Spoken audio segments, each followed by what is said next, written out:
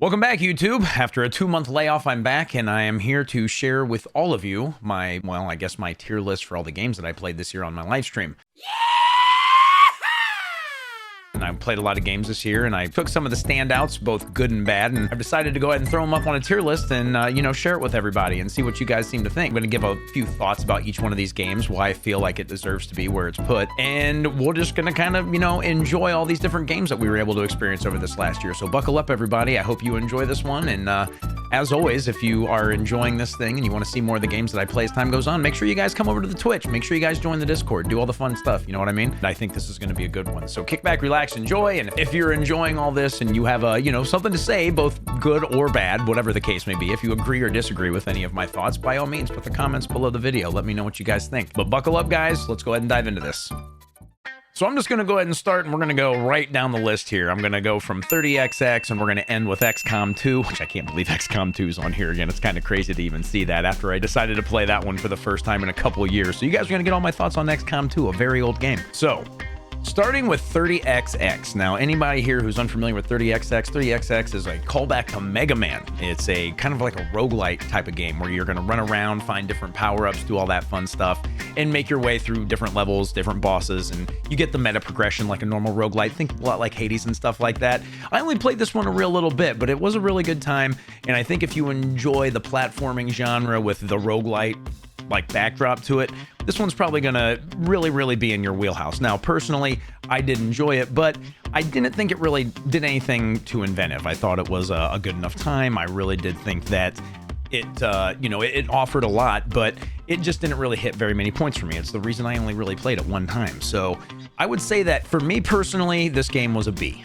Like it's good, and if it's something that really speaks to you, it's probably going to be a lot higher. But for me personally, this one only really hit a B, and I would suggest it though. If you have some money burn in your pocket, you're looking for a platforming roguelite that evokes all of your favorite memories of Mega Man, 30XX is going to be right up your alley. All right, now the next one, Aliens Dark Descent. For those of you who are unfamiliar with this game, Aliens Dark Descent is a really interesting and very well done, actually, almost like an RTS slash, I don't know what the best way to put it is. This game hit a lot of the right notes. It felt like a real-time strategy XCOM, actually, speaking of XCOM 2. It was very interesting in the sense that as you're progressing with your squad of Marines and you're trying to figure out what's going on this planet and rid of xenomorphs and all that fun stuff, I'm not going to ruin story or anything. It is effectively done in the sense that it's RTS that you're constantly reacting to things in real time, but you can also slow down time, which gives it almost the XCOM feel because you're able to put almost a pause on the game and you're able to position people how you want, and you can see the aliens coming in, and you know that things are about to hit the fan once you decide to unpause it or unslow-mo it. And it was just a really fun game. It was a game that offered a lot of really cool customization for the different Marines that you have. You could take out different groupings of Marines on different missions. You were under a time limit at some point in time, and it really evoked if any of you have ever seen the second Aliens movie, Aliens, this definitely gives you that feel. Like there's always this feeling of dread because at any point in time, shit could hit the fan. You could take on 1 or 2 xenomorphs at a time and everything's fine. But if you've alerted the entire colony, then suddenly you're up against it and someone might die. So when it comes to a real-time strategy game that you might want to play, and if you really enjoy the Aliens property, you're probably going to enjoy this one. This was definitely a solid A. It had some bugs, it had a few issues, but for the most part, Aliens Dark Descent is one you want to check out if you enjoy anything like StarCraft or even XCOM again, because it kind of takes both of those genres, melds them into a really well done game, and I had an absolute blast with this one. Another game that I played, and I did play it a little bit on my live stream, but I mostly play this one with my friends offline because it's just a good time to hang out and blow away a bunch of aliens. Juxtaposed against our last game, Aliens Dark Descent, we have Aliens Fireteam Elite. Now, Aliens Fireteam Elite is more of like Gears of War, but in the Aliens universe. You run around with a couple of your buddies, you blow away aliens, you have different mission objectives, and you're trying to make your way through and, just basically have a good time. There's nothing really shining in this game story-wise. There's nothing really going on in this game that's going to rope you in unless you just want to hang out with some friends and blow away aliens. The screeches are fun. Like, one of the coolest things about this game is when you're running around and suddenly aliens are coming out of nowhere. If you're familiar with aliens, you're going to hear the shrieks, you're going to hear all the crazy things that go on with aliens in the different movies. And it definitely gives you that feeling of dread every once in a while where you think you're going to turn a corner and suddenly you're going to get jumped by a bunch of xenomorphs. So if you really enjoy hanging out with your friends, trying out different builds in different classes, a la games like Gears of War or other kind of third person shooters and those kind of effects, this game is going to be a lot of fun. Now, I can't necessarily suggest it up front to anyone out there who's looking for one because they're kind of still supporting this game, but it doesn't really see a whole lot of love from the devs. It's still a really fun time, again, if you have a couple people to play with. If you're trying to play single player, you're going to have a miserable time. So this is definitely one you want to play with other people. That being said, Aliens is great. Aliens Fireteam's Elite is great, in my opinion, but I'm only going to give it a B. B it only because, again, it doesn't really get a whole lot of support. There's not really a thriving community out there that if you're a single player, you're going to be able to find a good time with anyone else. You're going to need people to come along with you on the ride on this to make it fun. Again, think like The Division or The Division 2 or a lot of those games. That's what you're getting with Aliens Fireteam Elite, and if you have those friends to hang out and play with, it'll be a pretty good time. Otherwise, maybe not so much. Now our next game coming up is Alt F4. If you've never heard of Alt F4, basically imagine you're taking your balls or any other, of your sensitive bits, depending on what your gender association is, and you're putting them in a door jamb and you're repeatedly closing that door. So Alt F4 is just a third-person running around obstacle course kind of game. It is very fun, but it's incredibly frustrating, and it's not really all that well done in a lot of ways because you never really quite know what you're doing in a lot of the different levels in Alt F4. So think Bennett Foddy's Getting Over It, or any of those style of games, Jump King, things like that, except with way less direction and really, really, really bad mechanics. Alt F4 is one, again, that if you want to share it with people and make them laugh, you're going to have a great time with it. If you're just looking for a game that you want to have fun with, I don't really necessarily think Alt F4 is going to be up your alley. So ultimately, I'm going to get Alt F4 a D. And the reason I'm giving this one a D, again, is because it just isn't that well done. The tutorial sucks. You're never really quite sure what's going on. You don't know how really anything works. And unless, again, you just want a bunch of people to hang out with you while you're playing a game and just have a good laugh, this one's going to be up your alley. But if you're looking for a good single player experience when no one else is looking, I would definitely avoid this one. Now, the next game that I played this year was American Truck Simulator. Now, why did I play this? Well, one of my friends gifted it to me, and they were like, you should really check it out. It's just a good, fun, chill time, and you're going to have a great time with your community, and everyone's going to enjoy you just cruising around and seeing the countryside. And you know what? They were actually right. American Truck Simulator is a really good time if you are just wanting to chill, kind of enjoy yourself, and just leisurely do something. Obviously, it has all the trappings of a driving simulator. You can you can unfortunately get into wrecks. You can get caught by the cops. You can do all the bad things. You get, charged or you get fined, and then you got to worry about, how much of that comes out of the load you're trying to tow from one place to another. But it also offers a really in-depth experience if it's something you want to enjoy. I only played one of the game modes on this game, but it was pretty fun and entertaining enough. And, just driving around in an 18-wheeler was a surprisingly fun time with me and the other people who were hanging out with me during my stream. So if you're looking again for a good driving sim and something that could actually be a little bit more fun if you decide to really dive into all the mechanics of owning your own trucking company and getting jobs done and things like that, this one's gonna be a lot of fun. For the casual gamer, it can still be a pretty good time too. Like I said, I had a very good time with it. American Truck Simulator, honestly, to me, probably a B. It's a solid game. It's again, I think if you really enjoy driving sims, you're gonna have a much, much, much more fun time with it probably than I did, even though I did enjoy it. And it's probably something I'll go back to and play every once in a while when I just want something to chill out with and turn my brain off. And why not, right? So when you're going in and you're you're looking for a game like that, American Truck Simulator can definitely be the one that's going to go be right up your alley. Now, the next game coming up is Armored Core 6, The Fires of Rubicon. This is one that I actually reviewed here on this channel, and one that I had a few mixed feelings about initially.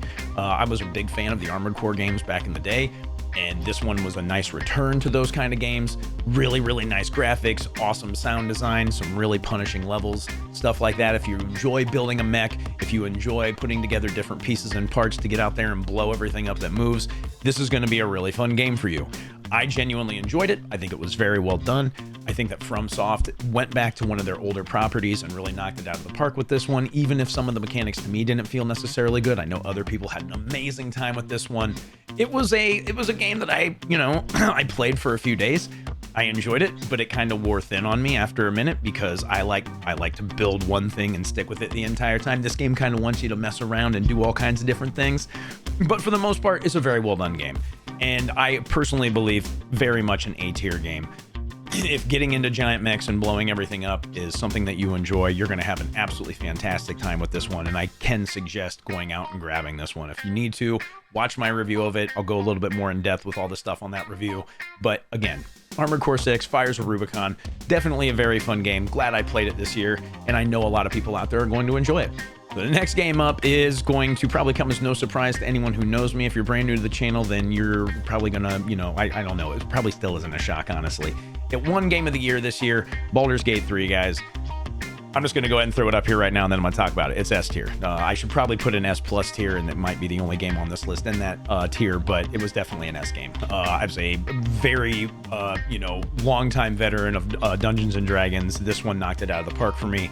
I can't say enough good things about it. If you want to check out my review, this is another one I reviewed here on the channel, and it did so many things right. It's not without its problems, just like any other video game, but Baldur's Gate 3 was absolutely phenomenal. It checked all the boxes of someone who enjoys RPGs, and it was really good to see what Larian did with this title. I think that if you enjoy these style of games, it's a no-brainer.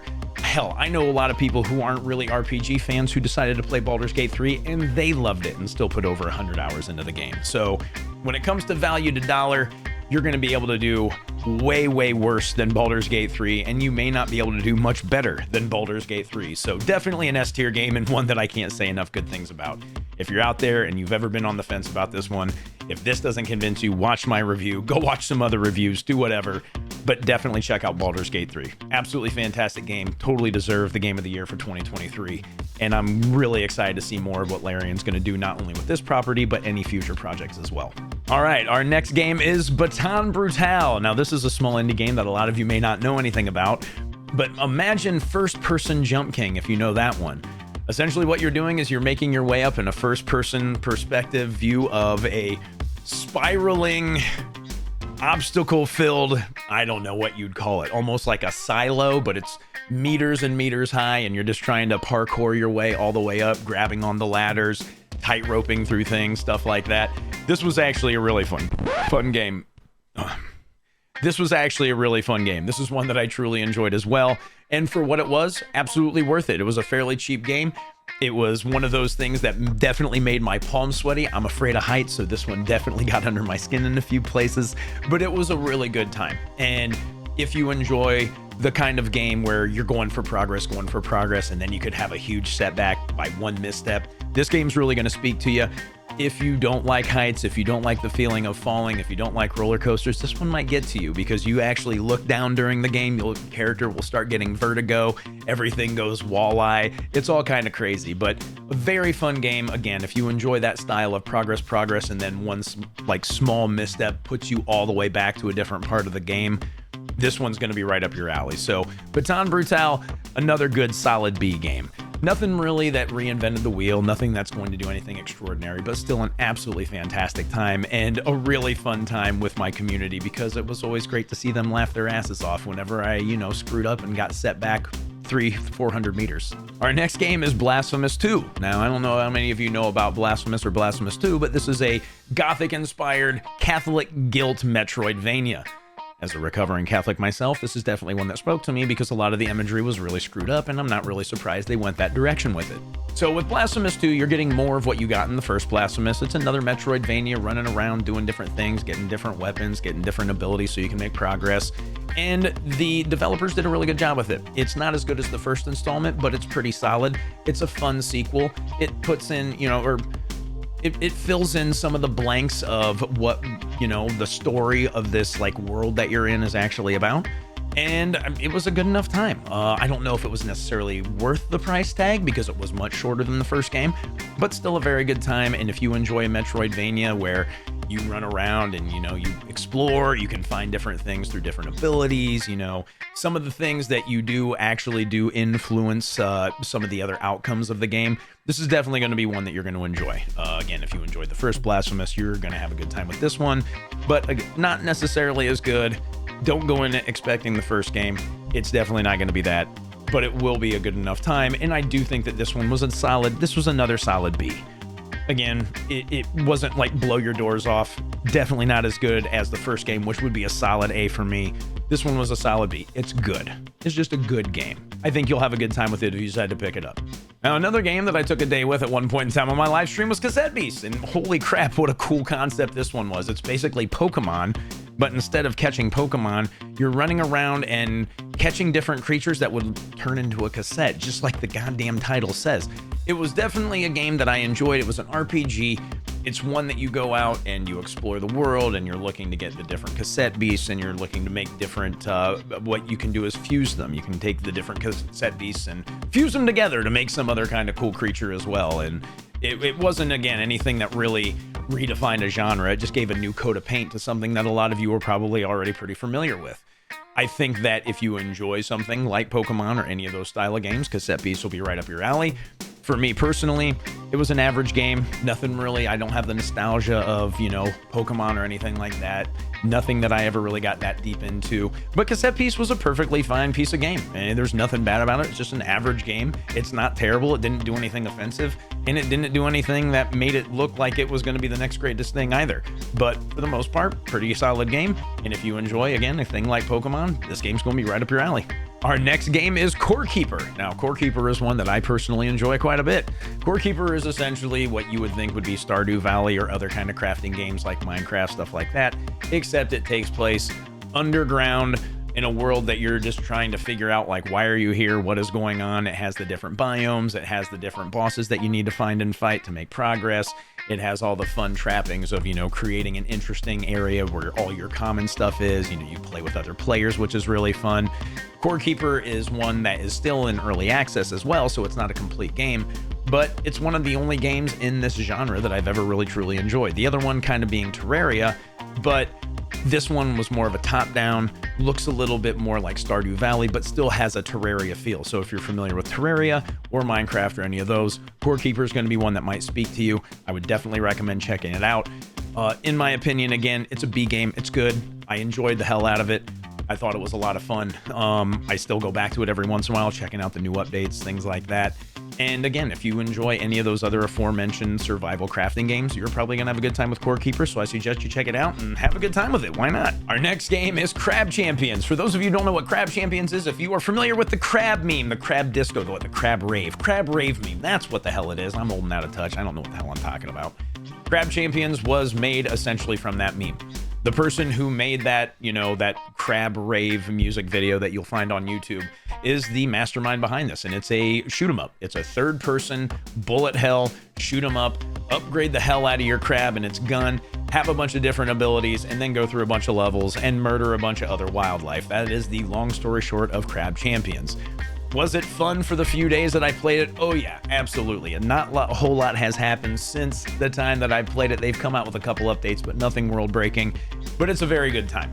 If you're looking for a game to just run around every once in a while, blow everything up on the screen, make some progress, have a roguelite feel to it, Crab Champions is a lot of fun, but it ultimately clocks in at an average game for me. Again, I had a really good time with it. I played multiplayer with some other streamers. I had a really good time with some of my community playing it as well, but it's an average game. Hell, if nothing else, you get some really good tunes with it too. The guy who made the Crab Rave video on YouTube, he did all the soundtrack on this one as well, and all the songs are bangers. So if you enjoy that kind of thing, get after it, have a great time, blow everything up with a crab. Our next game is CupHead. Now, CupHead is one that is very, very beloved on the internet, and it is a very good game. It is a run and gun. It's a shoot 'em up. It's get out there and get through a game that has a really nice feel, a really, really, really cool art style, giving, you know, those vibes of old school Bugs Bunny cartoons or all the other cartoons from way back when. And it's just a good game across the board. There's a lot of good stuff going on in CupHead. The DLC came out this last year. It's why I played it. And if you've never checked it out, you should at least give it a look. Give it a look, watch some videos, see if it might be up your alley. But it's just running around blowing, you know, or blowing everything up. It's just running around, shooting everything, surviving. And it has a really cool story behind it too. You know, it's actually fun following the story of Mugman and CupHead as they, you know, go against the devil and try to figure out what in the hell's going on in their little slice of the world. But CupHead, very fun game. Solid B again for me. Again, I almost want to put this in A category. But the one thing holding it back is that it never really felt like one I wanted to go back and play, unless you're a challenge runner or something like that. You know, a CupHead is a very cool experience one time you play it, or if you play it with someone else, it could be a really good experience. But you're probably going to go through it one time, maybe twice with a friend. But outside of that, you're not really going to see much more. So still a very good game with a lot of cool mechanics and excellent artwork and soundtrack.